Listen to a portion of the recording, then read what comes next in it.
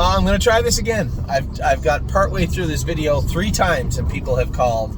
We're talking about the 3-year-olds. We're going to get through the videos today as we drive home, but I'm on my way over to the Meadows right now. Thought I'd get the 3-year-olds done and out of the way. Admiral Dio still looks good, still training down good, and still on track to be ready as we said he would be first part of September. Arson, he'll be ready. He'll be ready to go in first week in Kentucky. I know there was a lot of conversation about having Arson here today for the Adios elimination. It just didn't come to fruition, and I think long run, probably better for him. We'll see now. It'll be a totally different conversation. Again, similar but different, I'm sure, when it comes to the Little Brown Jug later on in the season. As I look quick, it will mean that he'll miss the final in Kentucky, wherever that may be. I suspect the B division. If that's the case, then we'll have that conversation closer to the Little Brown Jug. Dominion has been racing well. Very happy with the way Dominion's raced his last 2.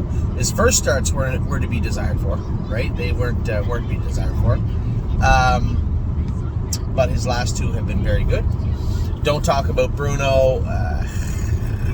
I am on the fence with this horse.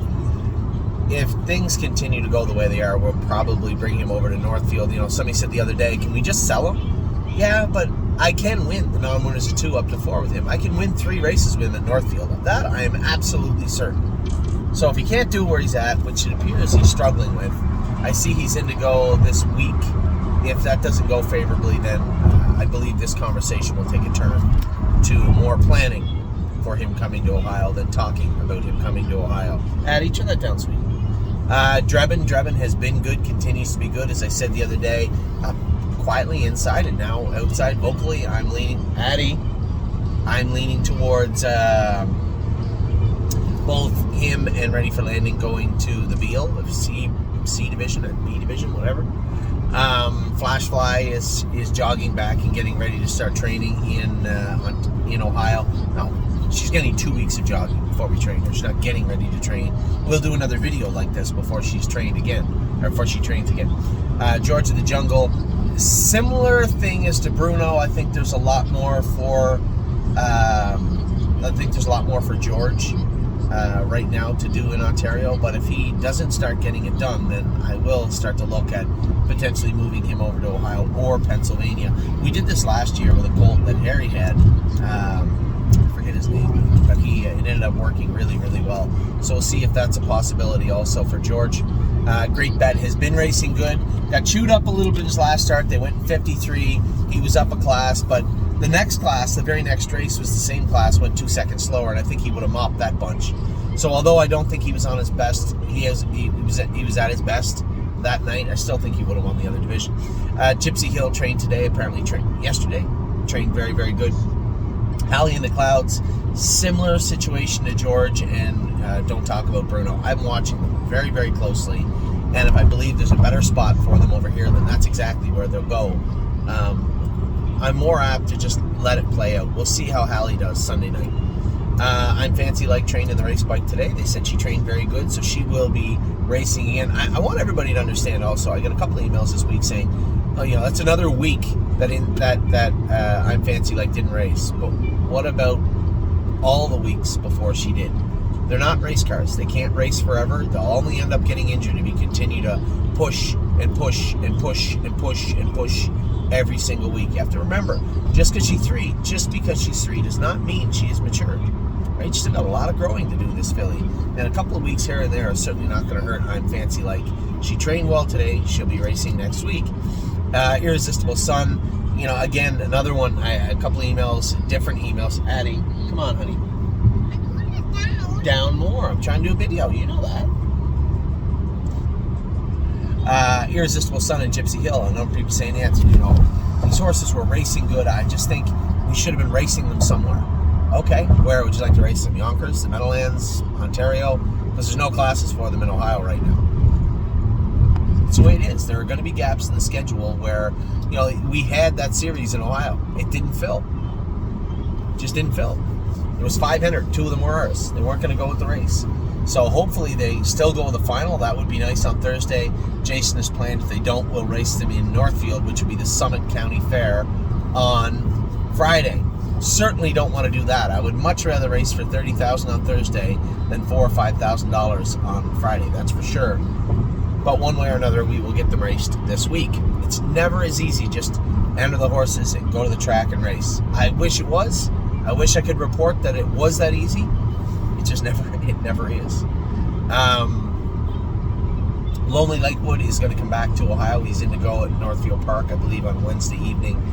Just an easier spot for him. I thought he would do in that class at the Meadows the other day, and he didn't. Just needs to do a better job, and we will get him. His GGT did come back slightly elevated. His platelets, his red count was a little low. His differential was flipped. There's a number of little things we can work on, and I'm sure he would be better. But I want him to be in a class where he can win. Right? He can win. And that will be hopefully on Wednesday. As I say that, looking at his blood work, he won't be 100% on Wednesday. He'll be close. He'll be on his way there, but he won't be 100%. Lover's Play is going to stand in the stall for another 2.5 weeks. As I said to one of my partners the other day, he said, well, what is it? Well, the problem is anytime you x-ray that right hind leg, it's going to be really hard to get away from that fused pasture joint as being the problem and the source of her pain or discomfort. It's going to be difficult to do. So, when it comes to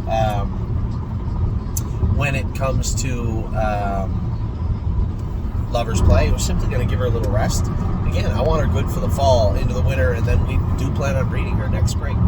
Mel Gibswan was supposed to train today. I did not get an update yet from Stacy on him. They said his leg looks good, he's jogging good, he's feeling good, so we'll see how he is after today. Memory and Imagination, a very rare clunker for him in the final. So we said, well, what happened? He was a little bit sick, his white count was a little bit high. It wasn't good. When you take a horse that puts out 100+% every start, which he does, when they get a little bit sick, they look extraordinary. I'm not saying extraordinary, extraordinary. And that's what he looked the other day. He'll bounce back. He always does.